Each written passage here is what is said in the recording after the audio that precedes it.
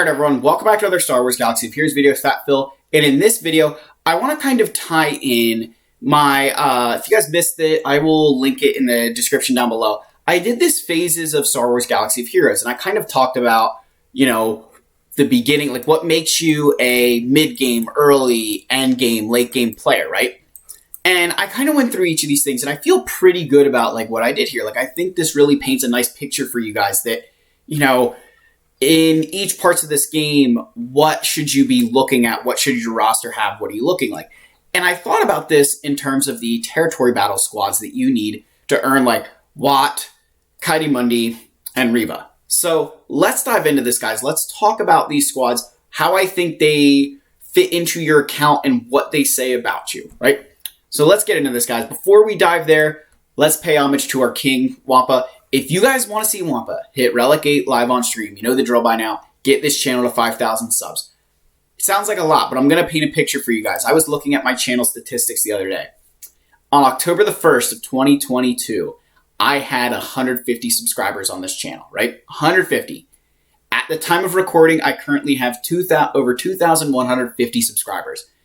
So guys, in a little over 3 months, we got 2,000 subscribers. You all are amazing. I love every single one of you.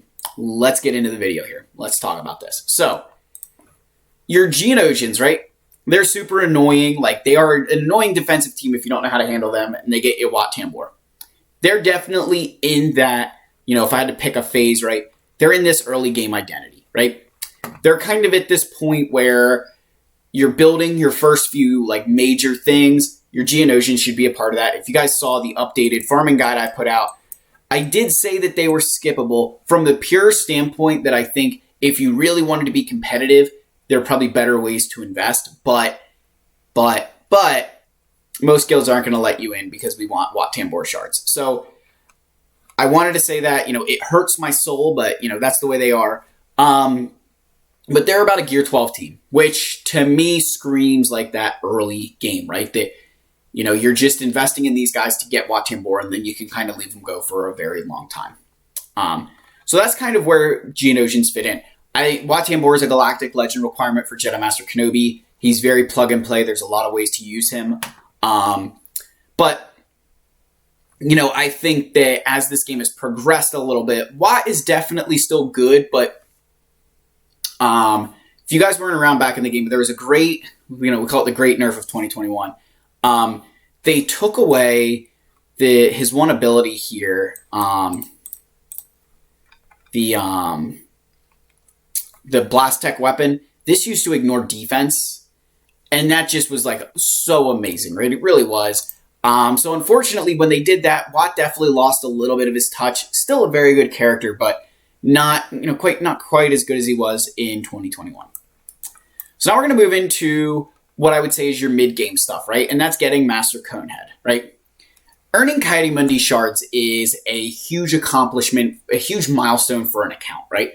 For a very long time, that was our measuring post as a guild of, do we want this player to come in? Can they complete the cam mission, right?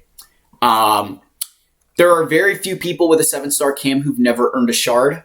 I actually think I have a friend, I'm not going to say who, right? But I have a friend who I know has never earned a Wat shard or a cam shard in his life, and I think he's really close to getting a 7-star cam. I'm not going to say who it is. You know who you are.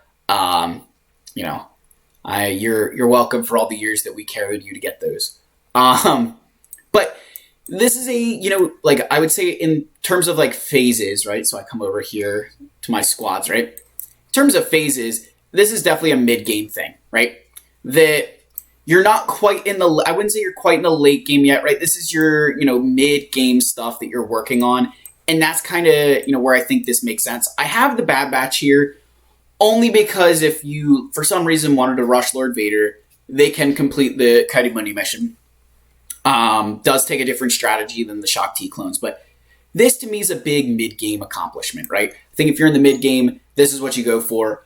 As far as where this gets a little bit dicey, right, with, how this is going to tie in, right, is you're probably going to transition into the late game as you get a 7-star Kaidi-Mundi.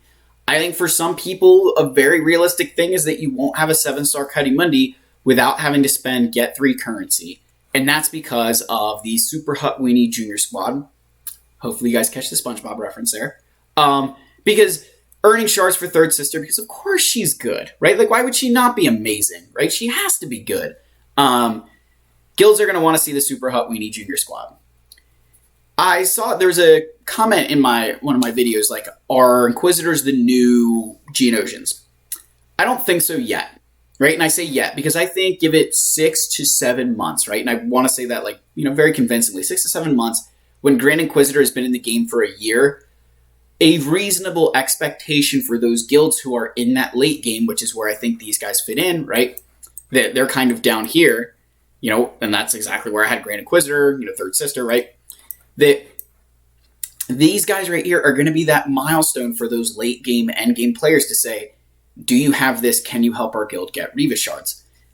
What I'll say is going to be really interesting to see, right, is, if you go to your current territory battles, right, that we rotate, there's a rotation between light side and dark side. With Rise of the Empire, right, and I just want to, Rise of the Empire, this doesn't rotate, right? And there's only one node right now, Riva, where you can earn shards. And it makes me very curious on how many other characters like Riva will end up in Rise of the Empire. Because, like, what makes this so, why we have to push this so much is that you only get 12 Dark Side Geonosis and 12 Light Side Geonosis territory battles in a year. So if your guild only gets, call it 10 shards for, just sake of a number, right? Gets 10 shards, it's going to take you almost 3 years to get a 7-star Wat Tambor or Kaidi Mundi. Now, obviously, as you bump that number up, right, you start seeing it, get better and better. The point being that with Rise of the Empire, it's not rotating, right? So if your guild gets, 10 shards of Third Sister, just every TB, and again, like, you're going to get more because people farm, but let's just say it's 10 shards. In the course of a year, right, you'll have 240 versus like 120 of Wat and Kaidi Mundi. So why I think that we don't need to be rushing this yet. Obviously, we know something is going to come in here. We just don't know when. But I think that gives me a little bit of hope, like 6 to 7 months of time that you can work on this and that. And eventually you're going to need to say to yourself, yes, you know what? Be realistic. These guys are going to become something that guilds are going to ask for, that guilds are going to want. And I don't think that's unreasonable, right? I never thought it was unreasonable to ask people to farm Geonosians or, like the clones to earn Kaidi Mundi shards. And I think the same thing for Inquisitors. For me, it's all just a timing thing. I think they're still very new. We've only had 2 rounds of Grand Inquisitor event inside of the game, which is not a lot, right? Like, that's 6 months that he's been in the game, but only 2 times where players had an option to get him. So once he hits the journey guide, once they've been in a little bit, I think it's very reasonable to ask people to start working on these because the Super Weenie Hut Junior Squad is going to be important. And I don't think that Third Sister is going to be the only reward out of, like, Rise of the Empire. I think we're going to get a lot of other characters inside of that territory battle that you're going to need to almost pick and choose which ones you get. In that way, similar to the, Wat Tambor Kaidi Mundi, you're having to make decisions about who you're getting and when you're getting them. But that's my thoughts, guys. I wanted to put this together. I thought it was kind of interesting to talk about, that how I kind of see these fitting into those phases of Star Wars Galaxy of Heroes. Something I'd love to know from you guys, right? In the comments, if you're still watching, go ahead and drop stuff that you want to see, right? I ask my Discord server all the time, and I'll link that in the video description as well. I ask my Discord server a lot, like, what are things you want to see me do, right?